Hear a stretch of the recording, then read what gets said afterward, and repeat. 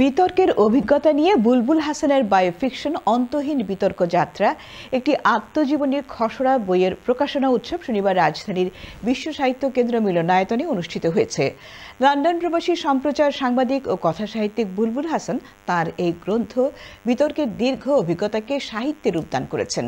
অনুষ্ঠানে প্রধান আলোচক ছিলেন ঢাকা বিশ্ববিদ্যালয়ের এমিরেটাস অধ্যাপক ডক্টর সৈয়দ মঞ্জুরুল ইসলাম। তিনি বলেন, এই বই শুধু আত্মজীবনীমূলক নয়, এটি এক অর্থে বুদ্ধিবৃত্তিক অভিযাত্রার দলিল। অর্থনীতিবিদ ও লেখক ডক্টর সেলিম জাহান বলেন, বিতর্ক শুধুমাত্র যুক্তির লড়াই নয়, এটি মানুষের চিন্তার গভীরতা ও মানবিক বোধকে প্রসারিত করার মাধ্যম। গণমাধ্যম ব্যক্তিত্ব ও উপস্থাপক ডাক্তার আব্দুল নূর তুষার বলেন, এই বই বিতর্ক আন্দোলনের ইতিহাসকেও ধারণ করে। অনুষ্ঠান সঞ্চালনা করেন সাংবাদিক মাহফুজ বিশু। বইটির প্রকাশক সুবর্ণ প্রকাশনীর প্রধান শাহরিন হক বলেন, বিতর্কের অভিজ্ঞতা নিয়ে বায়োফিকশনের এই ভিন্নধর্মী প্রচেষ্টা পাঠকদের নতুন এক অভিজ্ঞতা দেবে।